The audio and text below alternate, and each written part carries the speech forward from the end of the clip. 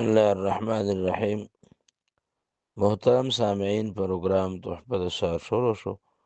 نن د پروګرام کې مونږه د روجې باره کې د یو احتیاط ذکر کوو. سامعین حضرات، حدیث مبارک دی د حضرت لقیط ابن صبرا رضی الله تعالی عنہ نه روایت ته.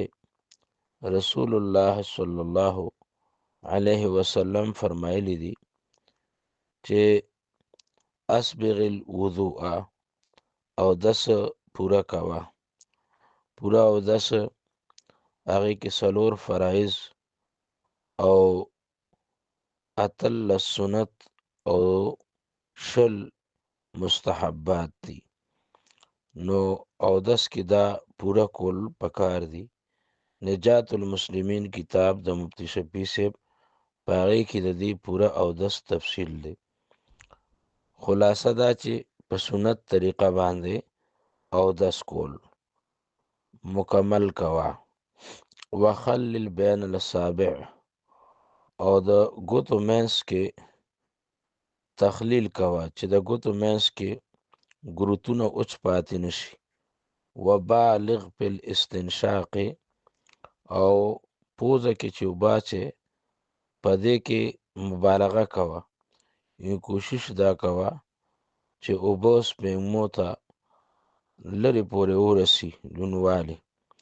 الا ان تکون صائما، البته که ته روجه دارې نو بیا پوزه کې اوبه لرې پورې مه اچوه.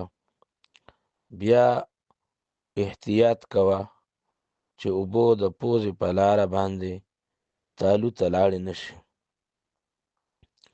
دې کې احتیاط کوه.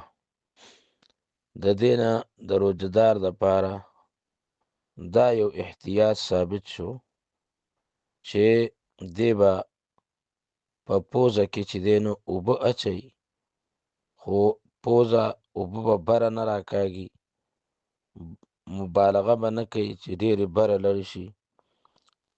هسې نه چې هغه د پوزې په سورو کې لاندې تالو ته لړ نه شي.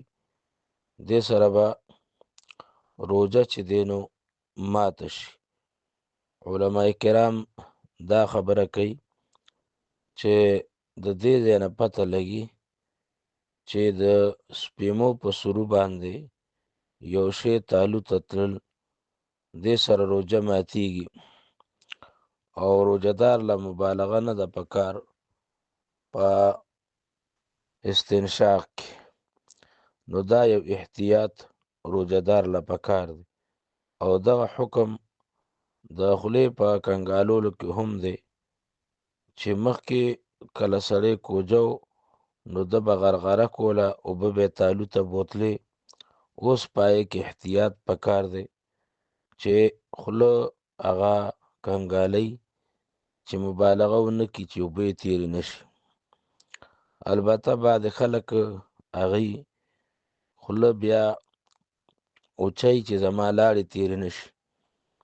نو خوله کنګالول بیا که لاړو سره کومې اوبه ګډې شي او هغه به بیا تېرېږي، نو هغې سره روجه نه ماتېږي. بعضې خلک شکیاني او هغوی بیا توکه توکه کوي او کله کله خوله م وچوي چې یاره زما خوله وچه شي چې لاندې اوبه لړې نه شي. نو دغه نه بس خوله کنګال که او اوبه بار راوله. بیا که کومه تري لاړو سره مکس شي او هغه چاته تېرېږي به غیر اختیاري طور، نو هغه روجه نه ماتوي. دا یو احتیاط و چې د حدیث په حواله سره بیان شو. الله ته زمونږ ته روجې په محتاط طریقې سره نیول نصیب کړي. ربنا اغفر لي ولوالدي وللمؤمنين يوم يقوم الحساب.